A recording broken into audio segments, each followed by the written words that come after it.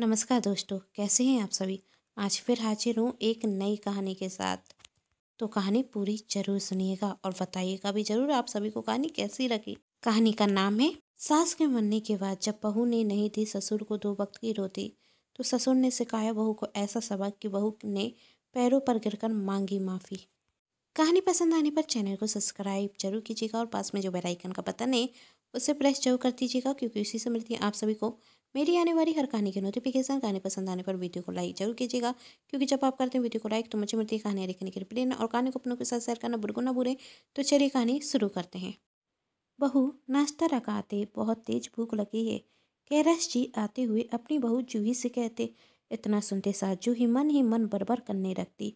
ना जाने किस जन्म का भूखा है, जब देखो तब खाने के लिए मांगते रहते हैं। मेरी सास ने ससुर जी की आदत खराब करके रखी है। अब खुद तो मर गई, पर यह आफत मेरे सिर पर छोड़ गई। तभी कैलाश जी पुनः अपनी बहू को आवाज लगाते हुए कहते, जिसे सुन जूही चिढ़ते हुए कहती, बापूजी आप थोड़ी देर सब्र कीजिए। आप कोई छोटे बच्चे नहीं हैं कि उतने साथ खाने के लिए कहते हैं।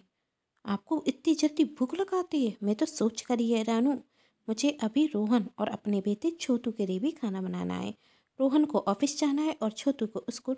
आपको कहाँ जाना है? दिन भर घर पर पड़े रहना है। खा लेना बाद में खाना। यदि दोनों को रेत हुआ तो बातें मुझे सुनने को मिलेंगी। अब जाइए और देखिए छोटू तैयार हुआ कि नहीं। ठीक है बहू, कहते हुए कैलाश जी छोटू के कमरे में जाते और उसे स्कूल की ड्रेस पहना कर तैयार कर कर बाहर लेकर आते, जहां रोहन नाश्ता करता। रोहन अपने पिताजी से कहता, आइए बाबूजी आप भी नाश्ता कर लीजिए। तब जूही कहती, बापूजी को मैं बाद में आराम से खिला दूंगी, पहले आप तो खा लीजिए। और छोटू जल्दी से बेटा आप भी नाश्ता करो, फिर स्कूल को लेट हो जाओगे। कहते हुए जूही अपने पति और बेटे को नाश्ता कराती और नाश्ता करने के बाद रोहन ऑफिस के लिए निकल जाता। तो कैलाश जी डाइनिंग टेबल पर नाश्ता करने के लिए बैठते। तभी जूही कहती, क्या बापूजी आप तो आराम से बैठ गए, पहले जाकर छोटू को स्कूल छोड़कर आइए, जब तक मैं नाश्ता तैयार करती हूँ। कैलाश जी छोटू का बैग उठाते और छोटू को गोद में लेकर पैदल स्कूल छोड़ने जाते, जो घर से आधा घंटा की दूरी पर था। और जब वह छोटू को स्कूल छोड़कर घर आते तो उन्हें बहुत तेज भूख लगती। जूही अपना नाश्ता कर फोन पर अपनी किसी सहेली से बातें करने लगी थी। कैलाश जी वहीं डाइनिंग टेबल पर शांति से बैठ जाते और जूही की बात खत्म होने का इंतजार करते।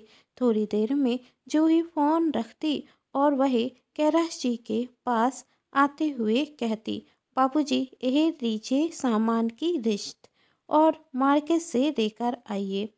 मेरी कुछ सहेलियां घर पर आ रही हैं, इसलिए मैं मार्केट नहीं जा पाऊंगी। जाइए लेकर आइए। हाँ बहू लेकर आता हूँ, पहले तुम कुछ खाने को तो दो, बहुत तेज भूख लग रही है। अब अरे बापूजी आप तो हद करते हैं, थोड़ा भी सब्र नहीं है आपको। आप मार्केट से सामान लेकर आइए, मैं खाना बनाती हूँ। बहू अभी तुमने सुबह जो नाश्ता बनाया था वही दे दो, वो तो ख़त्म हो गया। जूही ने कहा, आप एक काम कीजिए, आप यह सामान लेकर आइए, जब तक मैं आपके लिए कुछ बनाती हूँ। ठीक है बहू, कहते हुए कैलाश जी मार्केट चले जाते और 2 घंटे बाद जब घर लौटते तो बहू से खाना पकाने के लिए कहते। उस वक्त जूही की सहेलियां घर पर थीं और वह उनसे बातें कर रही थी और ढेर सारे पकवान उसने टेबल पर उनके लिए लगाए हुए थे।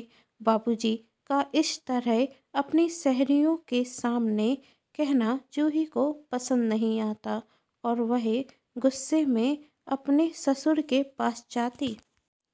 एक थाली में रोटी अचार देते हुए कहती, बापूजी, आपको दिखता नहीं कि मेरी कुछ सहेलियां घर पर आई हैं? उनके सामने आपको मुझ पर हुक्म चलाते हुए शर्म नहीं आती? क्या सोचेंगी मेरी सहेलियां मेरे बारे में? लेकिन आपको क्या, आपको तो सुबह शाम खाना चाहिए होता है। तो लीजिए, ठूस लीजिए। और हाँ, मैं अपनी सहेलियों के पास जा रही हूँ। खबरदार, जो एक आवाज़ आई कहते हुए जो ही अपनी सहेलियों के पास जाकर कहती, मेरी सास ने ना मेरे ससुर को बेकार कर रखा है। जब थी तो दिन भर कुछ ना कुछ खाने को देती रहती थी। अब वही आदत उन्हें लगी है। बस पूरा दिन खाने को कुछ ना कुछ चाहिए।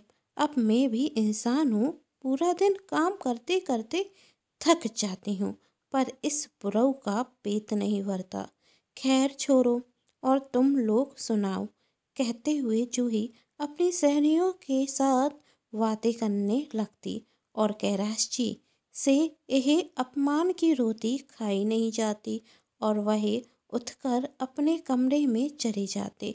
और जब जूही देखती कि उसके ससुर ने रोटी नहीं खाई तो बड़बड़ाते हुए कहती, एक तो दिन भर रोटी बनाते रहो इनके लिए, और इनके गले से रोटी है कि उतरती नहीं। देसी घी में लगी रोटी कोई छोड़ता है भला क्या?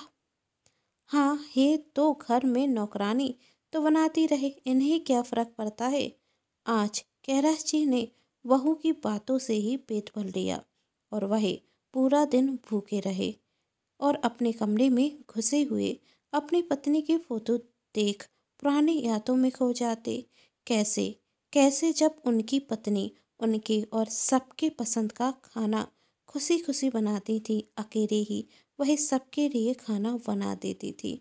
और उस वक्त जब जूही खाना सर्व करती तो किस तरह एक और लीजिए, एक और लीजिए बापूजी कहते हुए कितनी जिद सिखराती थी। उनकी पत्नी के होते हुए उन्हें यह नहीं कहना पड़ा कि भूख रखी है, खाना लगा दो। कहने के पहले मनपसंद खाना डाइनिंग टेबल पर रखा जाता और अब बार बार कहने पर भी खाना नसीब नहीं होता। पर ऐसा कब तक चलेगा? ना जाने कितनी उम्र बाकी है। सोचते हुए कैलाश जी ने एक कठोर फैसला लिया और दूसरे दिन रामू काका नाम का कोई व्यक्ति उनके घर आता, जिससे बापूजी सब समझा रहे थे। उनकी बात सुन जो ही पूछती, बापूजी यह कौन है? तब कैलाश जी बताते, बेटा यह रामू है और आज से यह मेरे खाने पीने का पूरा ध्यान रखेगा। तब जूही प्रश्न भरे शब्दों से पूछती, मतलब आपका? मैं कुछ समझी नहीं। यदि आप घर में नौकर रखेंगे तो वह हम सबका खाना बनाएंगे, सिर्फ आपका क्यों? क्योंकि बहू सबका खाना तो तुमसे बन जाता है, सिर्फ मेरा छोड़ के। मेरे खाने के वक्त ही नाश्ता खत्म हो जाता है, सब्जी तो कभी बचती ही नहीं।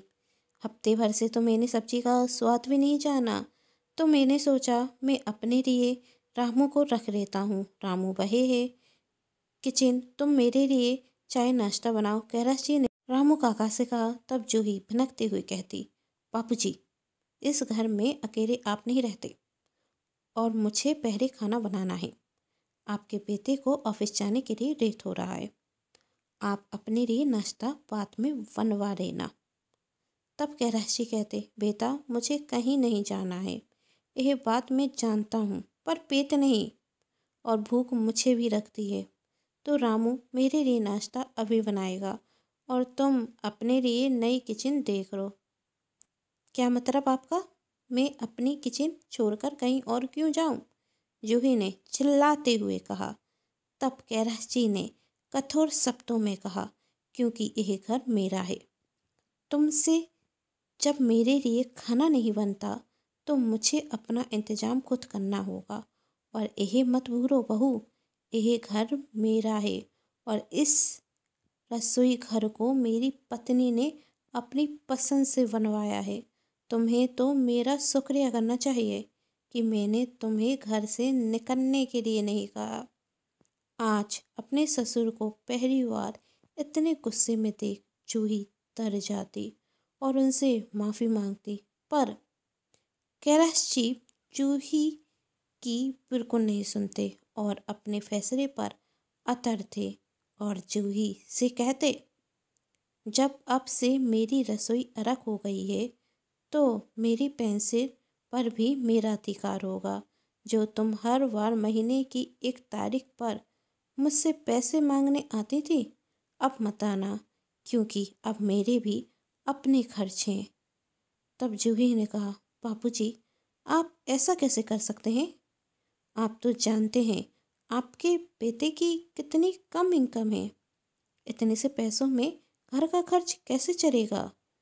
जूही गिड़गिड़ाते हुए बापूजी से कहती।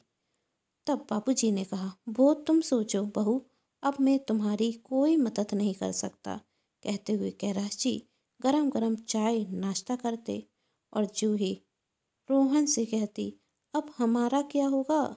तब रोहन कहता, यही तो तुम्हें जब सोचना चाहिए था, जब तुमसे बापूजी के लिए 2 वक्त की रोटी भी नहीं बनी। तुम जैसी औरत के साथ यही होना चाहिए। और हाँ, मुझसे उम्मीद मत रखना कि मैं तुम्हारे फिजूल के खर्च उठा सकूं। कहते हुए रोहन चला जाता और अब जूही 1-1 रुपए के लिए मोहताज थी, क्योंकि रोहन की सैलरी से घर खर्च बड़ी मुश्किल से चलता था। कहानी कैसी लगी नीचे कमेंट बॉक्स में जरूर बताइएगा। मैं आप सभी के कमेंट का इंतजार करूंगी। कहानी पसंद आने पर चैनल को सब्सक्राइब, वीडियो को लाइक एंड शेयर जरूर कीजिएगा। Thanks for watching.